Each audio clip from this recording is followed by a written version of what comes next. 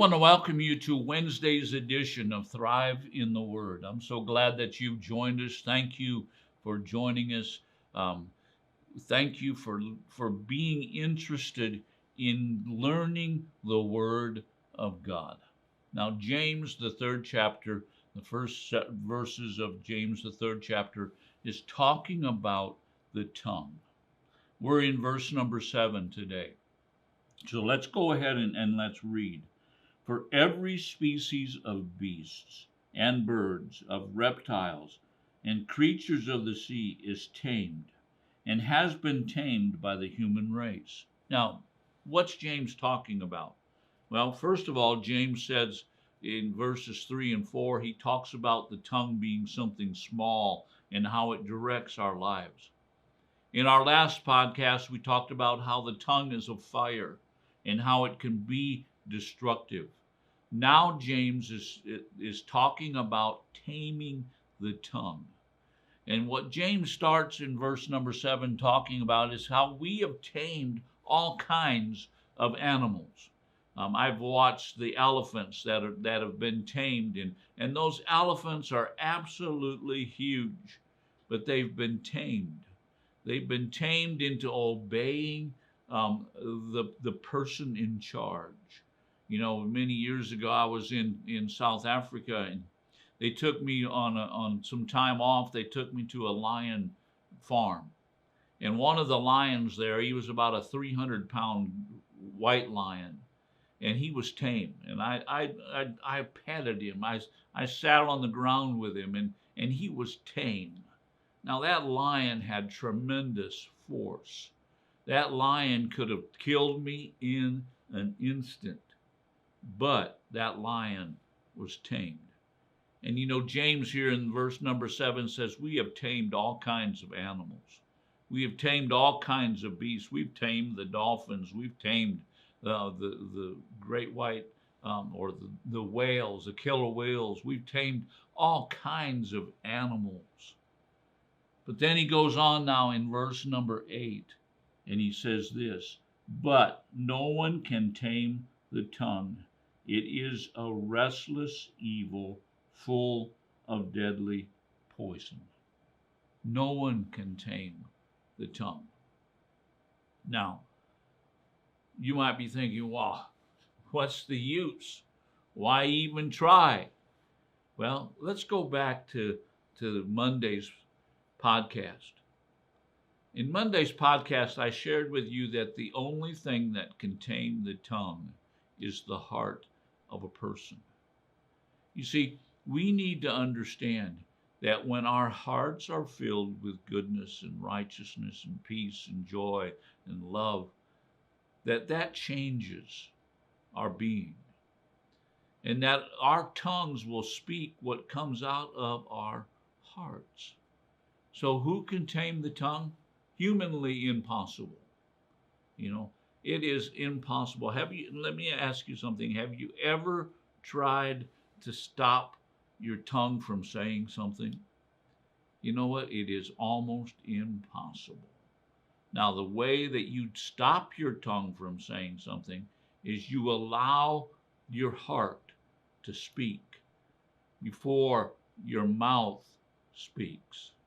There's been many times in my life where I would be saying something, and all of a sudden out of my heart would come this feeling, you can't say that. Don't say that. That's destructive. Well, was I controlling? Well, in a way I was, but really it was my heart that was controlling what I was going to say. I was listening to my heart. And I thank God that He has put things in my heart, that things are in my heart, righteousness and peace and joy, that have come because I've applied the Word of God to my life. And that then controls my tongue. So is it fruitless to try to control your tongue? No. Just try to control it by allowing the Spirit of God access to your mind, to your will, to your intellect, to the part of your your life and your body. That's called the heart, not the physical heart, but the mind, the will, and the intellect. And you know what will happen? If you allow the Spirit of God to be in your heart, to take dominance in your heart, you know what's going to happen? You are going to find out that your tongue is going to be tamed. Your tongue is going to go from a place where it's no longer speaking the bad things, the destructive things, the things that are on fire towards a person or even towards yourself. But it's going to begin to speak the good things. Now, I just want to call to your attention something here that I believe the Spirit of God is saying to me. You know what? We need to realize that the tongue is never to be destroyed. You know, some people have come in and they've tried to take away our speech. They tried to take away and dominate the freedom that we have to speak. Now, it's never going to work because they can't control all of our speech. But you know what? The tongue is meant to be tamed. It's meant to be controlled. And when it's controlled, it becomes a beautiful thing in our lives.